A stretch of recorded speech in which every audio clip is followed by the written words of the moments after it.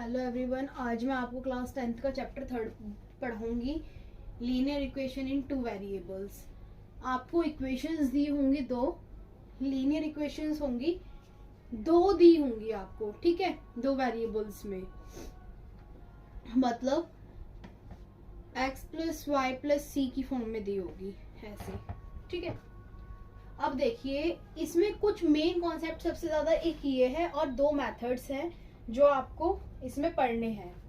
देखो, pairs of line के according मैं आपको बताऊंगी, A1 B1 C1 आपको बताया हुआ है कैसे पता लगता है, ठीक है।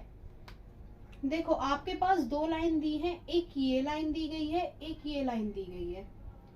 X X Y Y C इसमें नहीं दिया, एक में दिया हुआ है।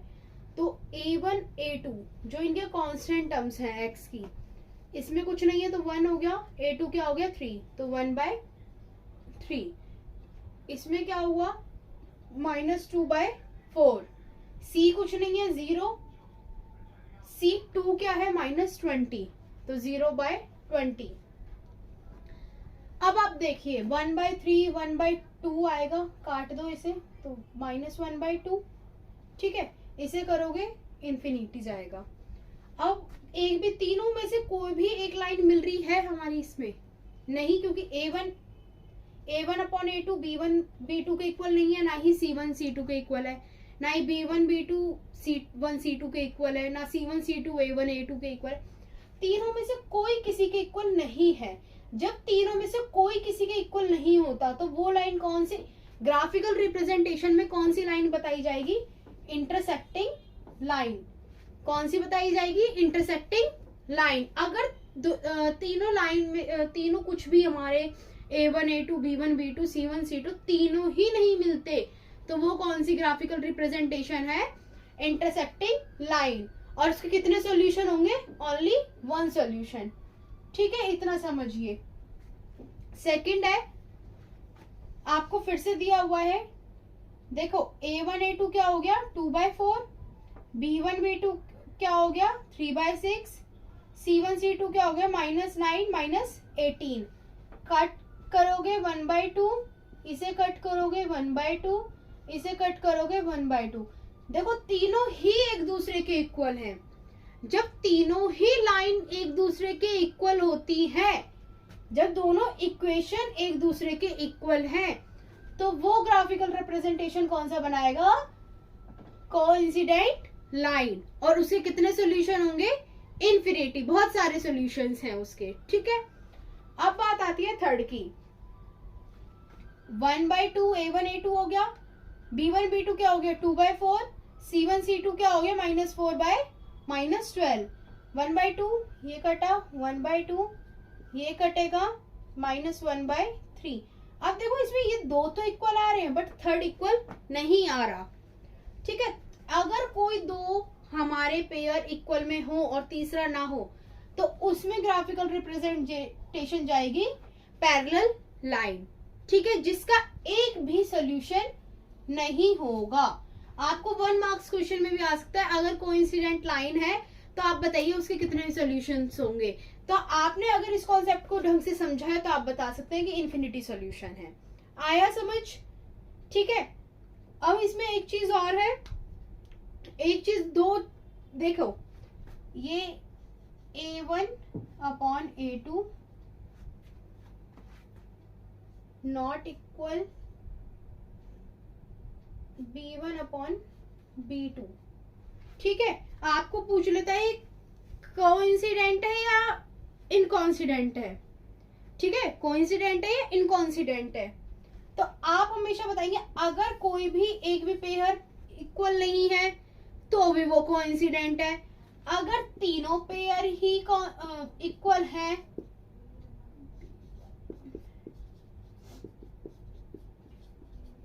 अगर तीनों इक्वल है, ये दो मतलब इक्वल है या नहीं है पूरा पूरा, तो वो होते हैं हमारे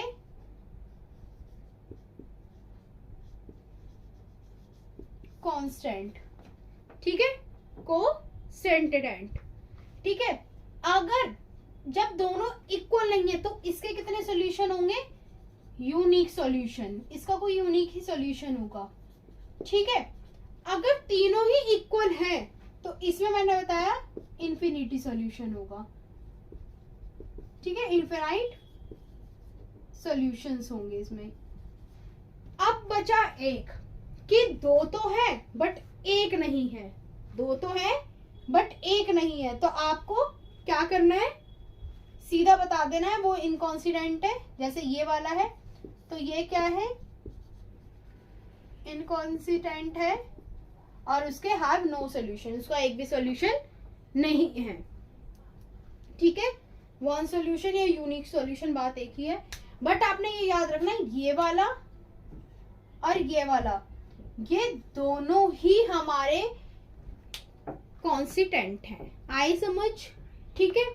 अब इसमें अलजेब्रिक मेथड और है, वो और बताती हूँ आपको। देखिए अलजेब्रिक मेथड बताती हूँ, तीन तरीके के अलजेब्रिक मेथड होते हैं।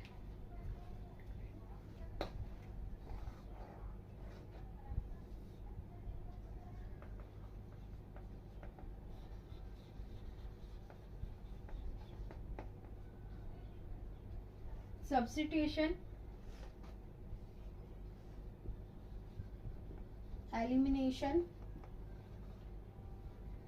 Cross multiplication.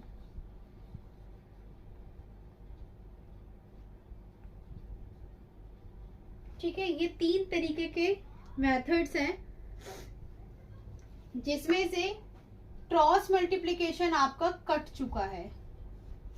अभी हमें फिलहाल दो ही पढ़ने हैं, सब्स्टिट्यूशन मेथड और एलिमिनेशन मेथड। इन दोनों में थोड़ा सा ही डिफरेंस है। जैसे मैं आपको एक इक्वेशन बता दूं,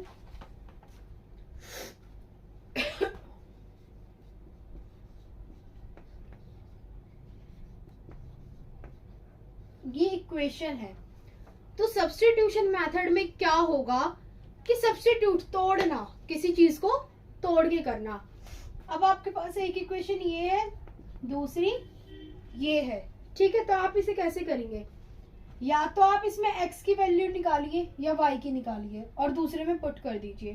फर्स्ट देखिए x की वैल्यू अगर मैं ये कर दूं 14 माइनस वाई, थर्ड इक्वेशन, और put third equation in equation second, तो क्या होगा, x की वैल्यू क्या निकाली है मैंने 14 माइनस वाई ये है ही, is equal to 4, minus 2y is equal to 4, minus 2y is equal to 4, ये इधर गया -14, minus 2y is equal to -12, minus से माइनस कट गया, y is equal to 12/2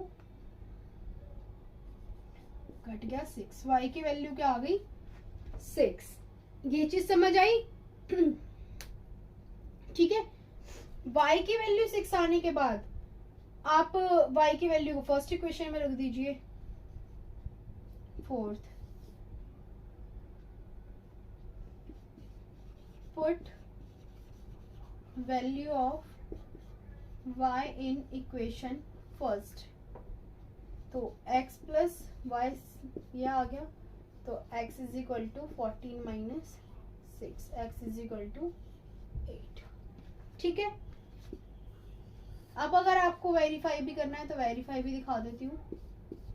x की वैल्यू क्या है 8 प्लस y की वैल्यू क्या है 6, क्या करोगे ऐड करके क्या आ गया 14, वेरीफाई भी सही है, मतलब हमारी दोनों की वैल्यू क्या आ गई सही, मतलब तोड़ तोड़ के करना है आपने किसी इसको। अब इसी को मैं एलिमिनेटिंग मेथड में आपको बताऊं तो देखिए,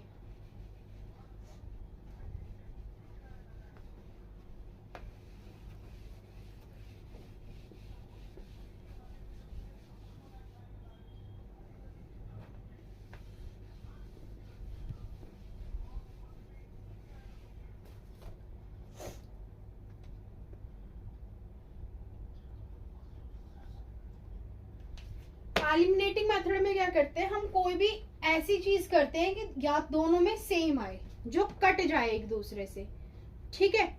अब आप देखिए x और ये देखो x plus y is equal to 14, x minus y is equal to 4। अब इनके साइन चेंज कर लो, साइन चेंज करिए, ठीक है। अगर हमारे पास अब एक्स एक्स तो कट रहा है, प्लस माइनस कट रहा है, तो हम इसमें कुछ नहीं करेंगे। अगर कुछ ऐसा होता जैसे 2x होता और ये x होता, ठीक है, अगर मैं इसे 2x कर दूं और ये x है, तो ये फिर तो कटेगा ही नहीं, y भी नहीं कटेगा क्योंकि प्लस हो जाएगा, ठीक है। तो हमें कोई ऐसा मल्टीप्लाई करना पड़ेगा जो दो सेम हो जाए, ठीक है। तो जैसे इसमें अगर 2x है तो मैं इसमें पूरी इक्वेशन में 2 मल्टीप्लाई कर दूं तो x कट जाता हमारा, ठीक है। ऐसे 2x करके बताती हूँ इस क्वेश्चन को। आप देखो साइन चेंज कर दिया, अब आपको दिख रहा है इसमें कोई भी चीज ऐसी नहीं है जो सेम हो और कट जाए, जिससे एक आंसर हमारा यहीं आ जाए। तो आप इक्वेशन सेकंड को मल्टीप्लाई कर दो,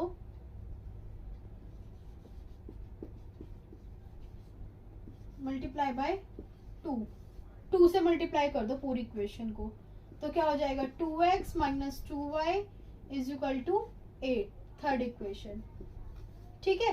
अब आप इस वाली वैल्यू को नहीं पुट करेंगे, अब आप करेंगे थर्ड इक्वेशन को, ठीक है। आया समझ?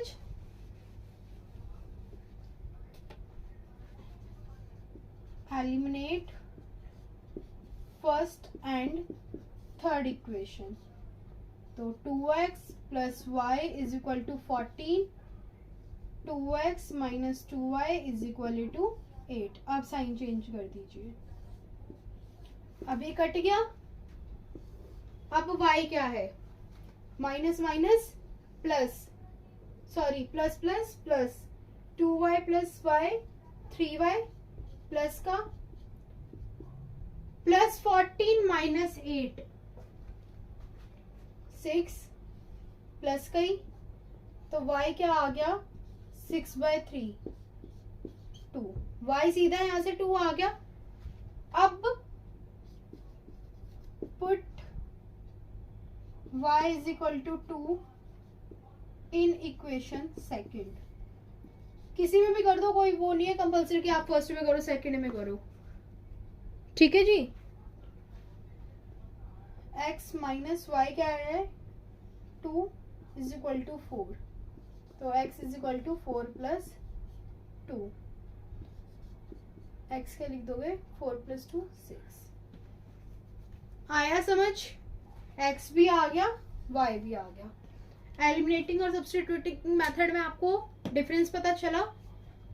चैप्टर 3 में कुछ नहीं है, बस यही है कॉन्सेप्ट, आप समझ लो, एक्सरसाइज आपकी फटाफट हो जाएगी, ठीक है। Thank you so much.